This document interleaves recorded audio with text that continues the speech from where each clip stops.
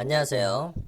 오늘은 전기안전관리자라고 하는 제도에 대해서 한번 얘기해 보려고 이렇게 이제 영상을 찍게 되었습니다. 전기안전관리자 선임제도는 전기안전관리법에 근거해서 이제 시행되는 제도이고, 구체적으로 이제 들어가면은 전기안전관리법 22조의 1항, 그 다음에 2항, 3항에 의해서 우리가 전기안전관리 선임을 하는 거예요. 그러니까 전기사업자나 자가용 전기설비의 소유자 또는 점유자, 그러니까 소유자랑 점유자로 선임을 거는 게 전기안전관리법 22조 1항에 대한 내용이고요. 그러니까 국가기술 자격증이 있는 사람들이 전기안전관리자로 선임해야 한다라고 돼 있잖아요. 그게 1항에 대한 얘기고, 1항에도 불구하고 이거 이제 2항 같은 경우에 뭐냐면 전기안전관리 업무를 전문으로 하는 자와 그 다음에 시설물 관리를 전문으로 하는 자, 이 등록 요건이 있어야 돼. 등록용어로. 그 전체적인 얘기를 할 거니까 구체적으로 들어가진 않고요. 이게 2항이 뭐냐면 대행 기간이죠. 그러니까 1호, 2호로 대행 기간을 우리가 설립해 가지고 소유자, 점유자 직접 할 수 있지만 이걸 위탁할 수가 있는 거죠. 위탁할 수 있다는 이런 얘기고, 사망 같은 경우에 뭐냐면 안전공사도 할 수 있지만은 요 금방 얘기했던 2항이 대행기간이라면 2호에 있는 내용은 전기안전관리자 관리 대행사업자예요. 그러니까 대행기간하고 대행사업자하고는 얘기가 다른 거죠. 이게 기준이 지금 뭐 구체적으로 안 들어가지만은 1000km 미만, 1000km를 기준으로 해서 1000km 이상 넘어가는 거는 상시 근무를 해야 되거든요. 이게 전기안전관리를 할 때. 그럴 때 있어서는 1항, 2항만 해야 되는 거고, 3항 같은 경우에는 1000km 이하일 때 요렇게 이제 선택을 할 수가 있는 거죠. 대행 사업자를 할 수도 있고, 요걸로 해도 되고요. 1항, 2항 또 해도 되는데 1000km 이하는 대행 사업자한테 위탁해서 비상주를 할 수가 있다. 이런 얘기예요. 그리고 3호 같은 경우는 개인 사업자죠. 개인 사업자를 얘기하는 거고, 요렇게 이제 1항, 2항, 3항에 의해서 우리가 전기안전관리 선임하는 거고, 전기안전관리 업무의 핵심적인 어떤 내용이 어디에 있냐면, 전기안전관리법 시행규칙의 30조 내용이에요. 30조 내용.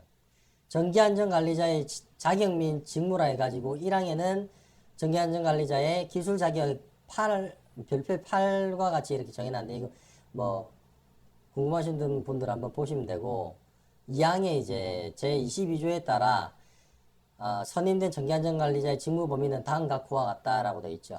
그러니까 1호의 전기설비의 공사 유지 및 운영에 관한 업무 및 이에 종사하는 사람에 대한 안전교육을 해야 되고, 그 다음에 2호에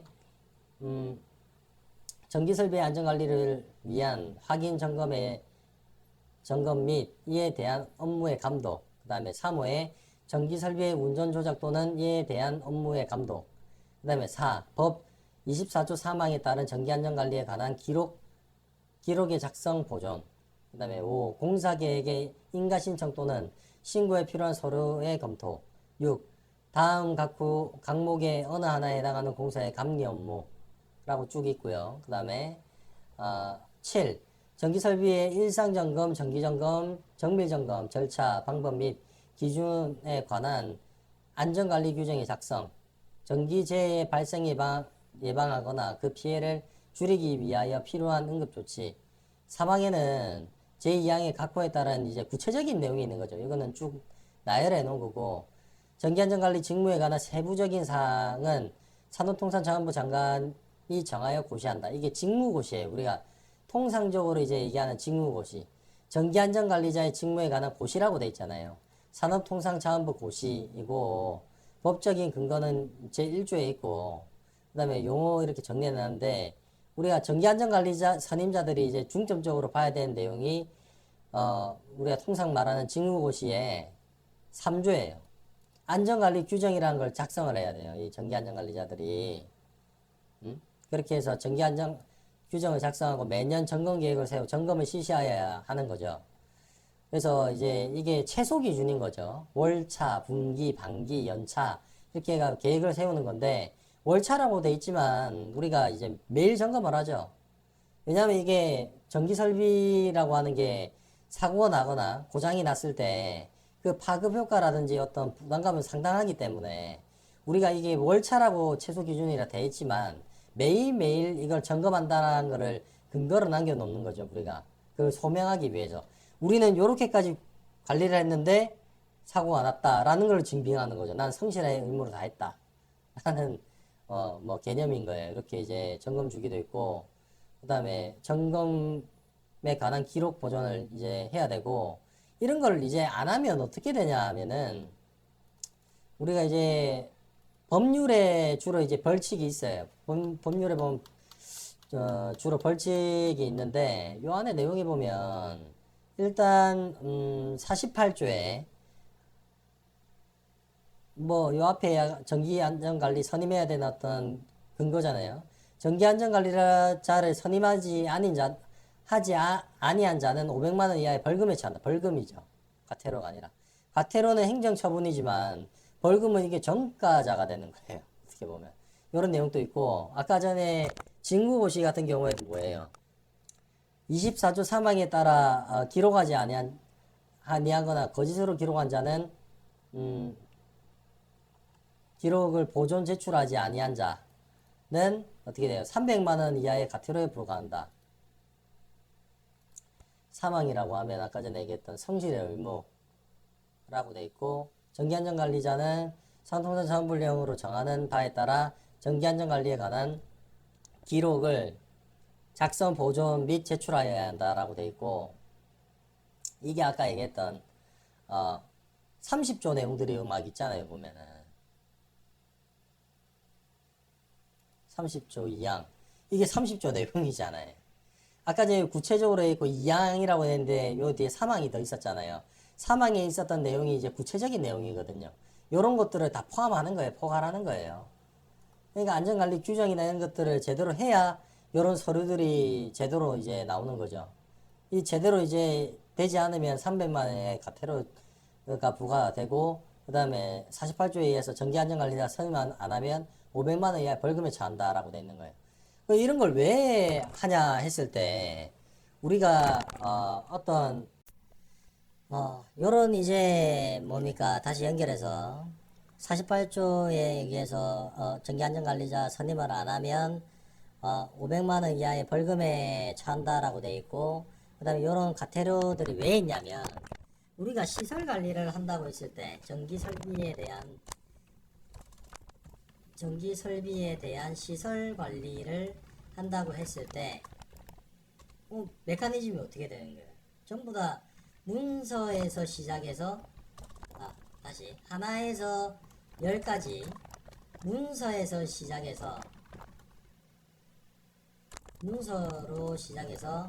문서로 끝나요. 선임 업무라고 하는 것이요. 네? 자, 무슨 얘기냐면은, 일단 선임 자체도 뭡니까? 전기기사나 기사라고 하는 국가기술 자격증이라고 하는 문서가 있어야 되잖아요. 맞죠? 그 다음에 우리가 아까 뭐 직무고시 점검 같은 경우에도 어떻게 돼요? 우리가 직접 하거나 아니면 용역을 줘가지고 이게 점검 결과가 문서로서 납품이 되잖아요. 점검 결과가 문서로 납품이 되죠. 그 다음에 세 번째로 점검 결과에서 만약 부적합이 나왔다 라고 하면은 우리가 이걸 부적합을 근거로 해서 어떻게 돼요? 공사 계획을 세워야 돼. 대한 설비 교체 공사 계획을 세워야 되고, 정상적인 회사라면 보고서를 작성하겠죠. 이게 뭐예요? 문서잖아요. 이것도 문서고, 이것도 문서고, 부적합 결과도 책자나 파일철로 이렇게 납품이 되면은 그 안에 있는 것들은 다 문서잖아요. 그렇단 말이에요, 이게. 그리고 그리고 이 모든 점검이나 이런 것들 할 때 물품을 구매하거나 뭐 용역을 주거나 공사를 발주하거나 뭐 이런 외주를 하게 되면 어떻게 됩니까? 지출 품위, 그 다음에 지출 결의, 이렇게 문서 작업이에요 또. 예? 모든 것이 문서 작업이고, 전기 설비에 대한 어떤 사고가 발생했을 때 우리가 문서로서 증빙을 해야 한다 라는 거예요. 그래서 이렇게 이제 국가에서 최소한의 기준을 마련해 가지고 전기안전관리자라고 하는 선임제도가 있는 것이죠. 예. 요렇게까지 이제 이해를 하고, 법 같은 경우에도 보면은 법률 시행령 시행규칙이 있는데, 요 법률 시행령 시행규칙이 있는데 이걸 한 번 정도는 전체적으로 한번 보고 연구할 필요가 있다라고 생각해요. 전기안전관리자는 기술관리직이기 때문에 문서 작업을 잘하는 것이, 그러니까 지식을 가지고 문서 작업을 잘하는 것이 실무 능력이에요. 뭐 이 정도 정리하겠습니다. 감사합니다.